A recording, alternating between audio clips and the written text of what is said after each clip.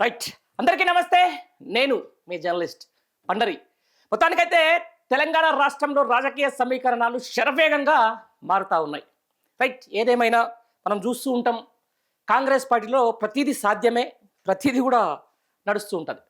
ప్రజాస్వామ్యం దేశంలో వాళ్ళు బతికించడం బతికేలేదు, కానీ ఆ విత్ ఇన్ ద పార్టీలో మాత్రం చాలా ఘోరమైనటువంటి ప్రజాస్వామ్యం నడుస్తూ ఉంటుంది. ఎవరైనా ఏదైనా ఎప్పుడైనా ఏదైనా వాళ్ళ అధికారంలో ఉంటే చేసుకోవచ్చు. ఈ క్రమాన్ని మనం ఒకసారి పూర్తిగా పరిశీలిస్తే మీకు ఒక బీజీ పట్టుకునొచ్చు చూసుకోండి. బట్టికి పదవి గండం, రాజగోపాల్ రెడ్డికి మరో సారీ. రైట్.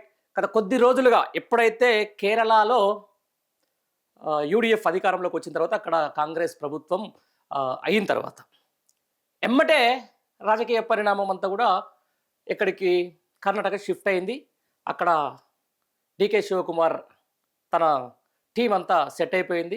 అక్కడ నామినేటెడ్ పదవి దాకా మొత్తం టోటల్గా కాంగ్రెస్ అధిష్టానం సెట్ చేసింది. ఇక వాళ్ళ నెక్స్ట్ చూపు తెలంగాణ మీదనే అనే దానికి సంబంధించిన దాని మీద అసలు కథ స్టార్ట్ అవుతూ ఉంది. గత కొద్ది రోజులుగా దాదాపుగా 10 నుంచి 12 ఎవరైతే ఉన్న మంత్రులందరూ కూడా నేరుగా హైకమాండ్ పిలిపించుకుంటుంది, మాట్లాడుతూ ఉంది.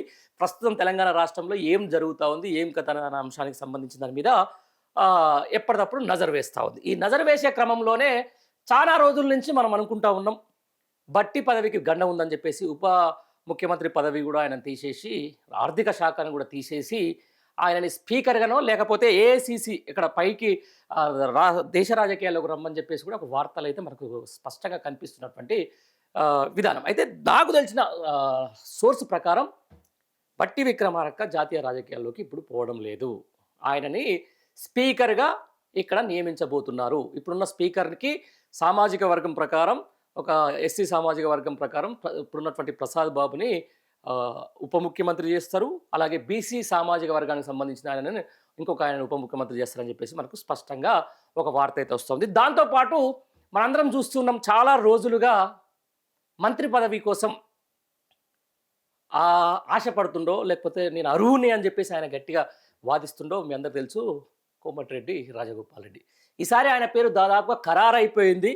ఇక ప్రకటించడమే ఆలస్యం అనుకున్న క్రమంలో ఏం జరిగింది, మళ్ళీ ఇక్కడ ఉన్నటువంటి ముఖ్యమంత్రి ఆయనకు మంత్రి పదవి రావద్దని చెప్పేసి ఎంత గట్టిగా ప్రయత్నం చేస్తుందో మనందరికీ తెలిసిందే.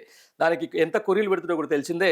దాంట్లో భాగంగానే ఆయనకు దాదాపుగా ముఖ్యమంత్రి పదవి ఖరారైన నేపథ్యంలోనే మళ్ళీ ఒక డైవర్ట్ పాలిటిక్స్ చేసుకొని వచ్చేసి ఆ పవన్ కళ్యాణ్ ఆ ఎపిసోడ్ తర్వాత మళ్ళీ కొంచెం మారడం, ఆ తర్వాత తన అనుకూలమైన మీడియాలో ఇప్పుడున్నటువంటి పీసీసీ మీద ఒక డిజాస్టర్ పీసీసీ అని చెప్పేసి కొన్ని వార్తలు వేయించడం, ఆ తర్వాత ఇక్కడ జరుగుతున్న పంపకాల్లో లేకపోతే ఎక్కడో చిన్న అది రావడం, ఆ తర్వాత బట్టి ఢిల్లీలో కొన్ని మంతనాలు జరుపుకోవడం, ఆ తర్వాత మొన్న జరిగినటువంటి ఏదైతే ప్రమాణ స్వీకారం అయింది కదా, డికే శివకుమార్ ప్రమాణ స్వీకారంలో కొన్ని అనూహ్యమైన సంఘటనలు, లేకపోతే అక్కడ వీళ్ళందరూ పోయి మాట్లాడాలో ఇవన్నీ చూస్తూ ఉన్నాం.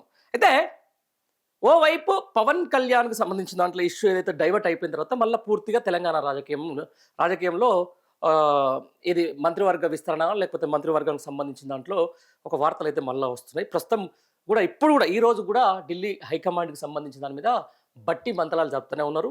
ఇటు రాజగోపాల్ రెడ్డి మంత్రి పదవి ఎప్పుడు అనే దాని మీద కూడా ఒక క్లారిటీ వస్తూనే ఉంది.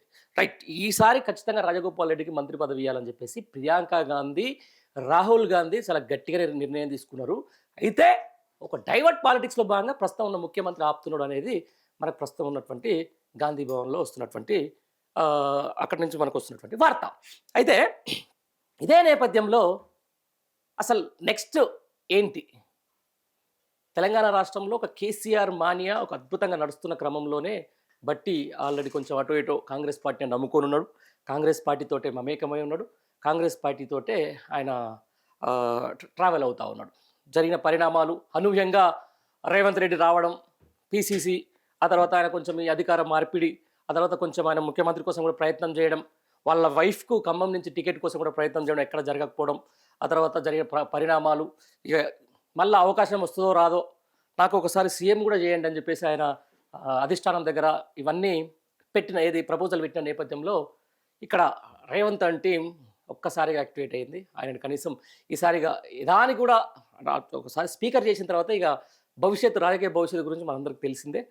ఆ విషయంలో ఆయన స్పీకర్ చేయాలని చెప్పేసి కూడా నిర్ణయం తీసుకున్నట్టుగా తెలుస్తూ ఉంది. చూడ మరి భవిష్యత్తు ఆయన దేశ రాజకీయాల్లో పోతాడా లేకపోతే ఇక్కడ స్పీకర్గానే ఉంటాడు. ఇక రాజగోపాల్ రెడ్డి గారికి సంబంధించిన దాంట్లో మంత్రి పదవి దాదాపుగా ఖాయం. నెక్స్ట్ ఏదైతే మంత్రివర్గ విస్తరణలో ఆయనకు ఖచ్చితంగా మంత్రి పదవి వస్తుంది. అది కూడా కీలక శాఖ వస్తుందని చెప్పేసి కూడా అంటా ఉన్నారు. దాంతోపాటు ఇంకో విషయం చెప్పాలి, బట్టి విక్రమార్క గారికి వచ్చినటువంటి ఆర్థిక శాఖ శ్రీధర్ బాబు గారికి ట్రాన్స్ఫర్ కాబోతుంది తొందరలోనే. అంటే ఈ అధికార మార్పిడిలో భాగంగా ఆయనకు అవుతుంది. ఆ తర్వాత స్పీకర్ పొజిషన్లోకి బట్టి గారు వెళ్తారు. ఆ తర్వాత మంత్రివర్గంలో కొత్తగా రాజగోపాల్ రెడ్డి రావడం ఖాయంగా కనిపిస్తున్నటువంటి మాట. Thank you.